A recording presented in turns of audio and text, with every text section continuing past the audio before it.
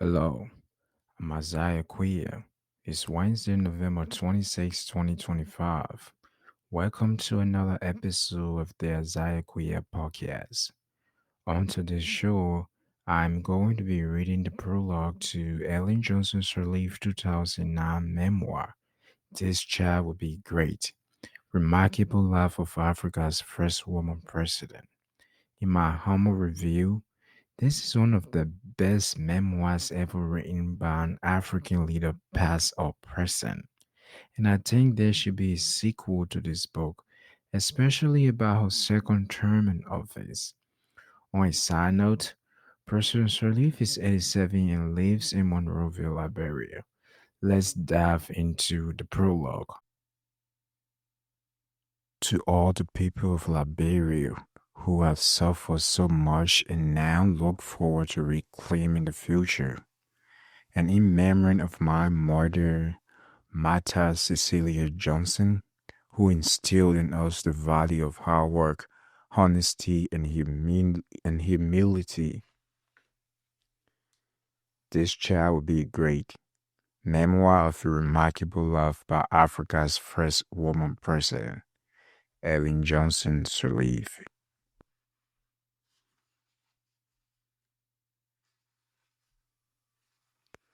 Prologue.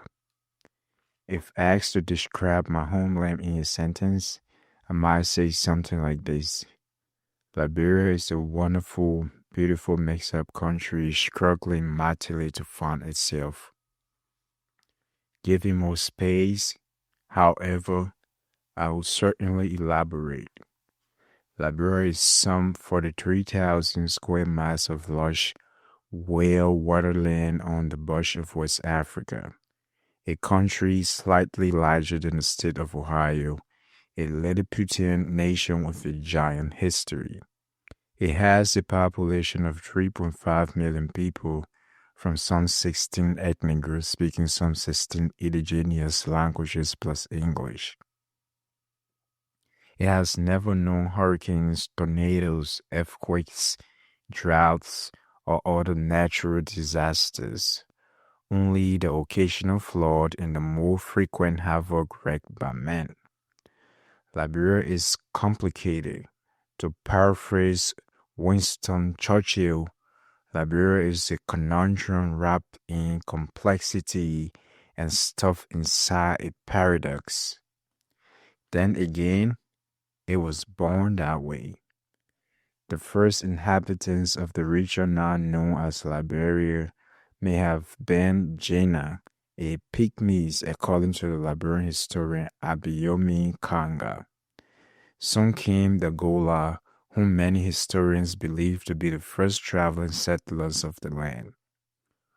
Gola legend has it that the tribe left Central Africa and moved toward the coast in search of land. Ruthless fighters, they went through and not around the tribes in their path. According to the book Notes from the New Liberia, a historical political survey. The Gola and the Kisi belong to the male, West Atlantic ethno-linguistic group. The Mende linguistic group, made up of Mandingo, the Va, one of only a few African tribes to have developed a strip, the Bandi, the Pele, the Loma, who also are a strip, the Mende, the Gio, and the Manan peoples, is believed to have entered the area from the northern savannas in the 15th century. The third major group, the Kwa linguistic group, includes the Bassa, Bay, Great Bukru, Bele, Kra, and Bui peoples, from mostly in the southern and eastern parts of Liberia. All of these groups were leaving the land when the final group of settlers began to arrive. These were the American Liberians. As early as the 1700s, the idea of sending new war slaves back to Africa rose in the hearts and minds of British abolitionists who saw in the establishment of the colony for former slaves a means of ending the slave trade and eventually slavery itself. During the American Revolutionary War, African slaves in the American colonies were promised freedom if they sided with the British. Many did, fighting valiantly. When the war ended, several hundred of these fighters gathered their families and fled the country with the departing British troops. After some wandering, they were settled, with British backing along the coast of West Africa in what is now the country of Sierra Leone. Although most of those first early settlers perished of malaria and yellow fever, subsequent attempts at settlement took firmer hold. The first of these was established in 1792.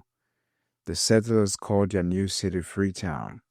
Meanwhile, a similar conversation was taking place across the pond in the newly born United States of America. Paul Coffey was the free-born son of a former slave father and a Native American mother. A prominent Quaker, Coffey became a sailor and successful ship owner who opened the first integrated school in Massachusetts and later began advocating to set free slaves in Africa. In 1816, at his own expense, but with the backing of the British government and some members of the U.S. Congress, Captain Coffey took 38 American blacks to Freetown and settled them there.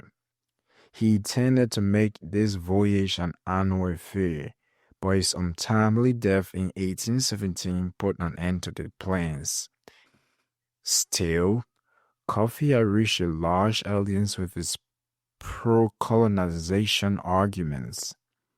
Not all supporters of the idea, however, had arrived at their destination from the starting point. Some abolitionists took up the cry as part of their attack on slavery, while some religious adherents thought the idea an excellent means of spreading Christianity to the Dark Continent. Some white Americans, considering themselves pragmatists, thought black people would simply be happier and far better in Africa, where they could live free of the racial discrimination that gripped America. Others simply wanted to rid the new country of all black people as soon as possible. In this last group stood the statesman Thomas Jefferson. Writing in his 1781 notes from the state of Virginia, Jefferson advocated gradually emancipating all slaves and shipping them to Africa, along with free blacks and possibly those of mixed heritage. Jefferson, an author of the American Declaration of Independence and its famous Stubborn Wars, we hold these truths to be self-evident that all men are created equal, that they are endowed by the Creator with certain unalienable rights. Was, of course, a slave owner himself. He considered black people inferior to whites and warned that their continuing presence was a threat to the young nation he had helped to found. They could not simply be free and allowed to remain in the United States, Jefferson warned. They had to go. Among the Romans, emancipation required but one effort. He wrote, "The slave, when made free, might make swift without staining the blood of his master, but with us a second is necessary, unknown to history. When free, he is to be removed beyond the reach of mixture." This, then, was the backdrop against which the American Colonization Society was founded in 1816 in Washington, D.C. Among the founders were many prominent early American leaders, including Daniel Webster, Francis Scott Key, Henry Clay, and Booker Washington, an associate justice of the Supreme Court and the nephew of George Washington himself, and after whom Booker Island in Monroeville is named. The society began raising funds to establish a colony in Africa. 4 years later, and in January of 1820, the ship Elizabeth set sail for New York. On board were 86 free American blacks from New York, Philadelphia, Washington, and Virginia, more than half of them women and children, along with 3 agents of the ACS. It took 6 weeks to cross the Atlantic, and the Eagle immigrants landed first on Cherbourg Island off the coast of present-day Sierra Leone, intending to use the spot as a stopping ground while they searched for permanent accommodations on the nearby mainland. But disease and fever lay waste to much of the group. By May 1820, all 3 agents and nearly a quarter of the would-be settlers were dead. Those who survived fled to Freetown to recover and repair. A year later, the society sent a new agent, Dr. Eli Aries, to explore the coast and negotiate with local dead and Bassa chiefs for suitable land for a settlement. Under the direction of President James Maroon, Dr. Aries enlisted the help of Lieutenant Robert Stockton, captain of the USS Alligator, a naval ship patrolling the West African coastline in cooperation with His Majesty's Navy's slave trading blockade. Together, Aries and Stockton set their sights on a slip of land 200 or so miles south of Freetown, known as Cape Monserrato or Mesorado. Agents of the ACS had previously tried to buy this very land, but the local Bassa chief, King Peter, had declined to sell. This time, however, Stockton declined to take no for an answer. When King Peter again seemed reluctant to sell, Stockton persuaded him with a pistol to the head.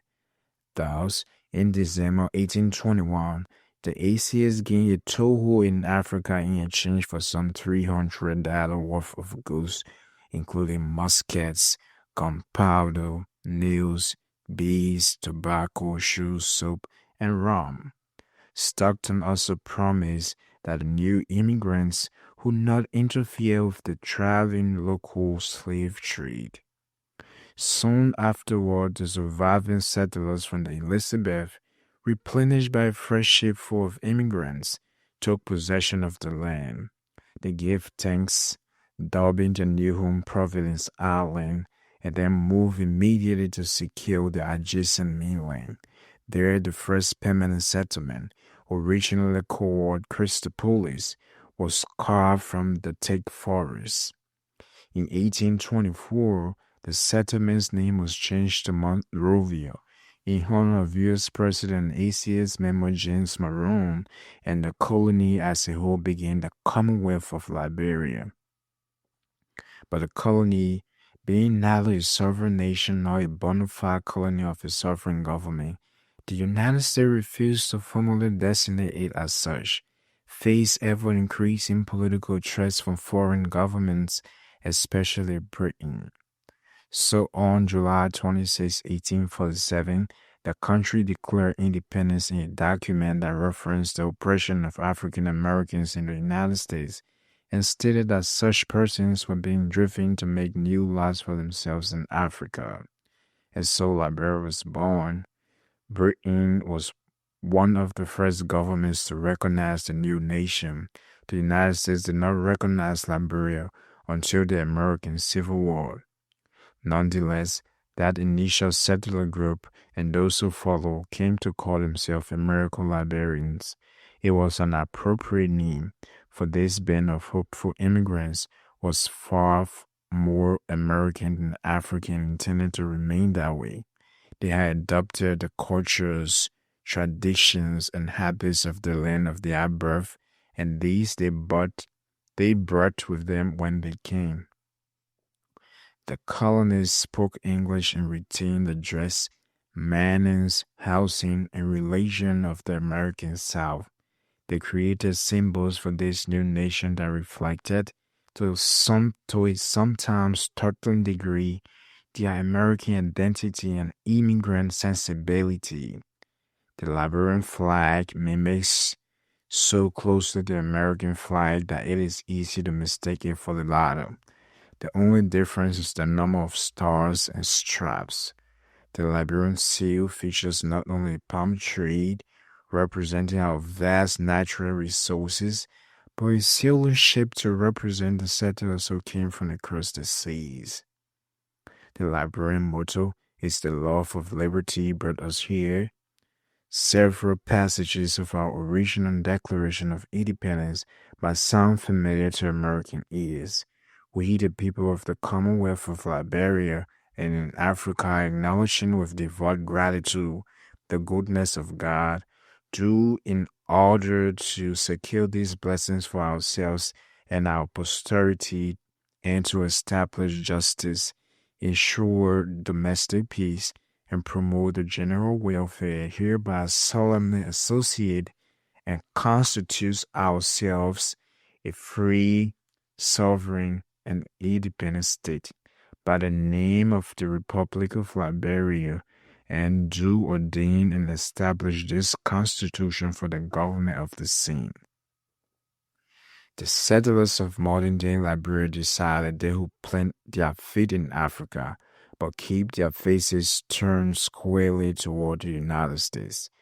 This stance would trigger a profound alienation between themselves and the indigenous peoples upon whose shores they had arrived, among whom they would build their new home. Alienation will lead to disunity. Disunity will lead to a deeply cleaved society. That cleavage will set the stage for all the terror and bloodshed to come.